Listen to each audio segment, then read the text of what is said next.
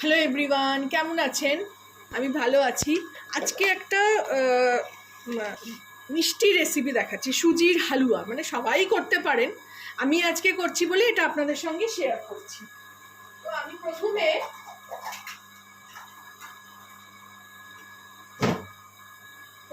আমি এই কাপের মাপ, ছোট কাপ, এটা 100 গ্রাম চাল ধরে মোটামুটি, তো 100 গ্রামই সুজি ধরে নিন। তো এই চালের এই কাপের মাপে প্রথমেই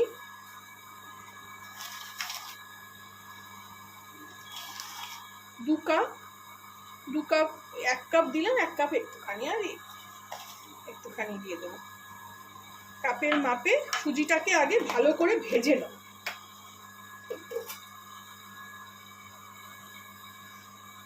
সুজির হালুয়া সবাই করতে পারেন, কিন্তু যেহেতু আমি খুব শর্টাম সব কিছু করি, আর আজকে করছিও সেটা, ওই জন্য আপনাদের সঙ্গে শেয়ার করছি। আমার কথাটা একটু কম আসে, আজকে আবার পাম্প চলছে। আমার রান্নাটা সবসময় লাইভ হয়, তো ভয়েস দিই না, ওই জন্য অনেক কিছু আওয়াজও শুনতে পাবেন। এটা একটু ভালো করে লাল করে ভেজে নিয়ে ফেরত আসছি। দেখুন, এখানে আমি খুব একটা লাল করি না, এমনি ভালো করে একটু ভেজে নিলাম শুধু এটাকে। কারণ খুব ছোটবেলা যখন ছেলে আমার সুজি খেত, তখন ওই না ভাজার কারণে ওর অম্বল হয়ে যেত। তাই জন্যে আমি মানে খুব লাল করেও না, আর এই মিডিয়াম মানে ভাবে একটু ভেজে নিলাম। এরপরে যে আমি ঘি দেবো, ঘি ছাড়া তো হালুয়া সম্ভব না। আর এইসব তো রোজ রোজ খাওয়া হয় না, এখন ছেলে এসছে বলে বানাচ্ছি। ছেলে তো হস্টেলে থাকে, এসব খেতে পারে না, আর খেতে খুব ভালোবাসে। সেই জন্য একটু ভালো করেই ঘি দিয়ে, তাও এত কিছুও দেবো না যে একদম গড়িয়ে পড়ে। আমাদের মধ্যবিত্ত ফ্যামিলিতে এত ঘি খরচ করাটাও একটু ব্যয় সাপেক্ষ। আর ঘি খাওয়া অবশ্য ভালো, আমি তো সাদা তেল একদম প্রেফার করি না, কিন্তু সর্ষের তেলে তো আর হালুয়া বানাতে পারবো না, সেই জন্যই এখানে ঘি দেওয়া। আর একটু দিই, কম লাগছে। এটা একটু বেশি করছি আজকে।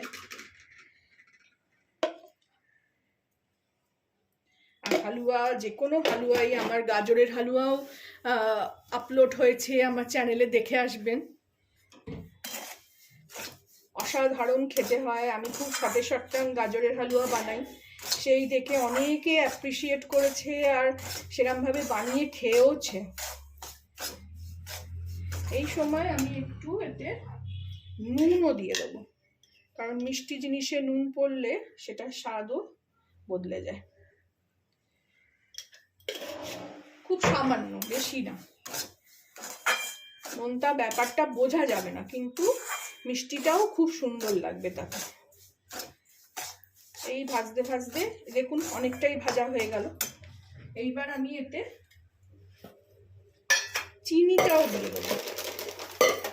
যতটা সুজি নিয়েছি ততটাই চিনি পড়বে, 1 কাপ।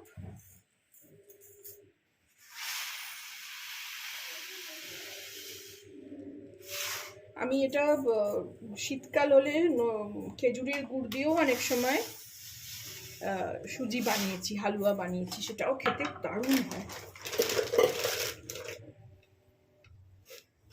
হালুয়া অনেকে দুধ দিয়েও করে, আমি সুজির পায়েস যখন করি তখন দুধ দিয়ে করি। এইভাবে চিনি দিয়ে ভাজলে এটা আরো সুন্দর কালার এসে যাবে।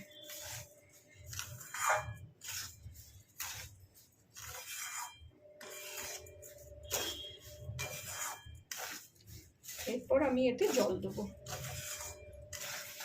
আপনারা চাইলে দুধ দিয়েও করতে পারেন, কিন্তু আমার সুজির এই হালুয়াটা বিশেষ করে জল দিয়েই ভাল লাগে, এতে দুধ দিলে ভাল লাগে না।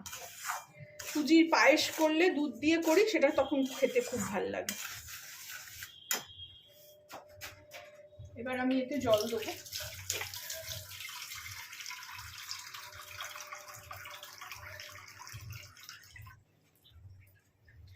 আমি না বেশি সুজি একদম গলিয়ে পছন্দ করি না, সুজিটা একটু দানা দানা থাকবে, সেইটা আমার বেশি ভাল লাগে, সেই জন্য জল আমি বেশি দিই না।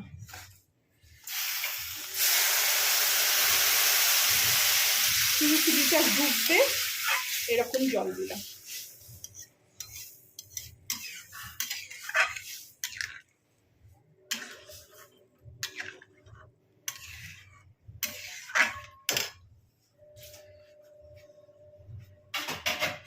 এটা আবার জোর করে দেবো আঁচটাকে।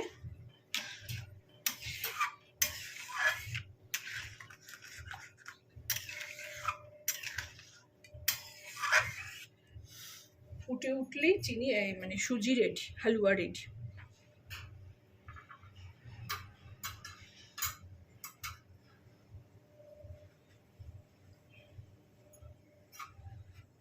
এরকম নাড়িয়ে নাড়িয়ে দিলে নিচেরটা ওপরে, ওপরেরটা নিচে গেলে রেডি হয়ে যাবে, তাড়াতাড়ি ফুটে উঠবে। আপনারাও এরমভাবে বানাবেন,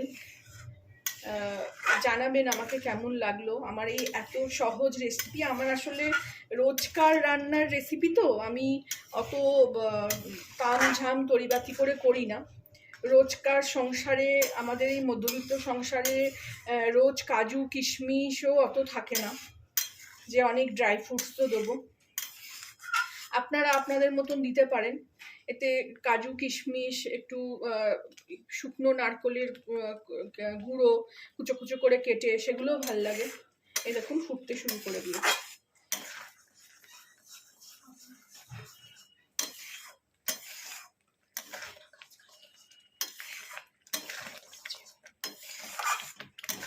এইভাবে আমার হালুয়া রেডি হয়ে গেল। আর একটু শুকিয়ে নেব, একটু শুকিয়ে নিয়ে ফিরছি। খুব ফুটছে তো হাত দিতে পারছি না।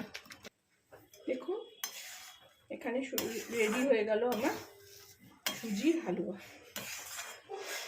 আমি এবারে গ্যাসটা অফ করে দেবো। একটু কমিয়ে দিয়েছিলাম খুব ফুটছিল বলে। ওপর থেকে আর একটু ঘি দিয়ে দেবো টেস্টের জন্য। আমার মা করতো মাখন দিয়ে, মা অল্প করে করতো, মাখন দিয়ে করতো, এত ভালো টেস্ট হতো যে বলে বোঝাতে পারবো না।